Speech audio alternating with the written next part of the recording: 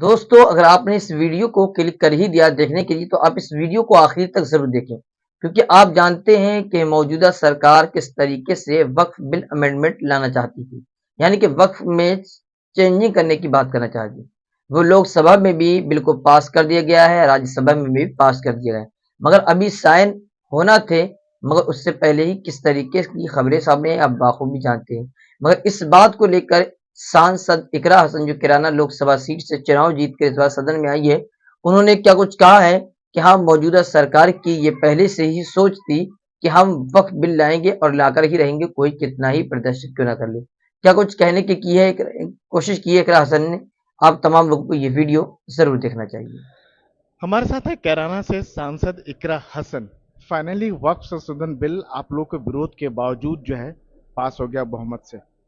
जी हाँ, हमने अपनी आवाज़ उठाई, वो ही कर सकते हैं।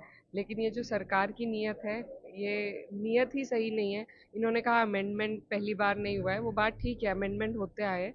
लेकिन हमें जिस बात से दिक्कत है, वो इनकी नीयत से है। इन्होंने इसी तरीके से पहले ट्रिपल तलाक को महिलाओं के उसके लिए बोलकर वो किया था, लेकिन कोई फ़ायदा इस तरीके का इस बिल से महिलाओं को नहीं होने वाला है। तो ख़ास तौर पर जो बार-बार महिलाओं के नाम पर ये मुस्लिम महिलाओं के नाम पर इस तरीके के बिल लाते हैं, तो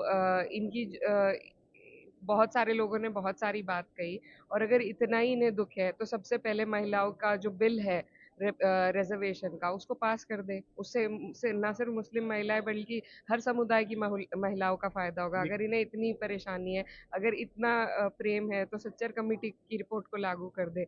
लेकिन वो सब नहीं करना है।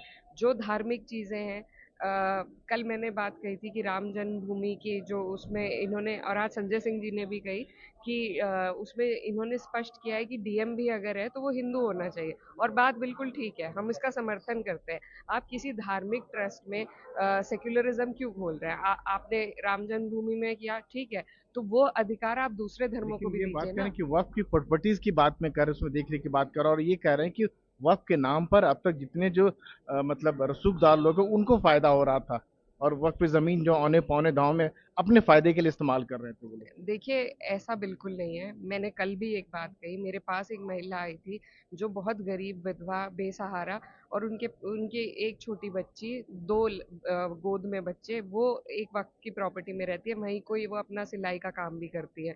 तो उन्हें वहां से रोजगार मिल रहा है। अगर उस तरह के, हो सकता है एक आधे कोई एग्जाम्पल हो, तो इस तरह के लाखों एग्जाम्पल्स है। तो ऐसा नहीं है। और आर्टिकल 25 और 26 हमें अपने रिलीजियस इंस्टीट्यूशंस को बनाने और चलाने का हक देता है। तो आप अधिकार छीन रहे हैं, आप सीधा सीधा कॉन्स्टिट्यूशन का उल्लंघन कर रहे हैं। तो ये सरकार लगातार यही करती आई है।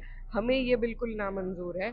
और यही देखिए, इस सरकार की जो कब्र में नकेल बनेगा इस सरकार को तोड़ने में, यही बिल। ये कह रहे हैं कि मुसलमानों को भरमाया जा रहा है, बरगलाया जा रहा है वक्फ के नाम पर, खासकर विपक्षी पार्टियां कांग्रेस सपा जैसे लोगों पर आरोप लगा रही है।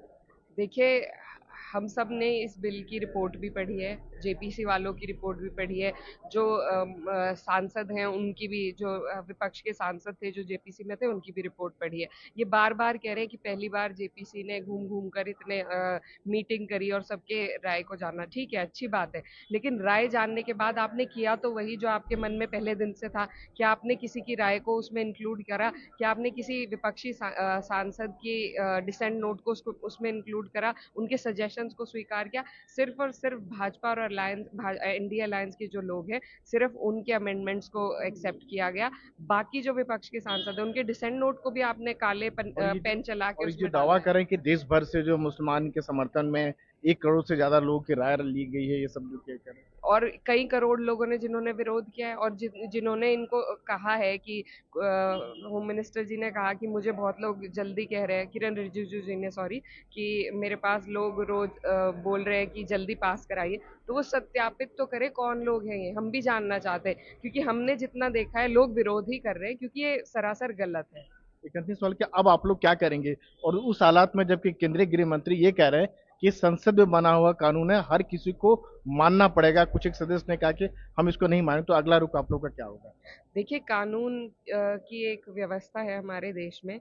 हम लोग कोशिश कर सकते हैं। किसानों ने आंदोलन किया था तो ये झुके थे। अब देखिए आज राज्यसभा में क्या होता है, उसी तो के आप लोग क्या इसको कोर्ट में भी चुनौती देंगी, सड़क पे लेके जाएंगे इस मुद्दे को? देखिए सभी लोग मिलके पहले इस पर विचार विमर्श करेंगे और फिर जो सबको ठीक लगेगा वही होगा आगे।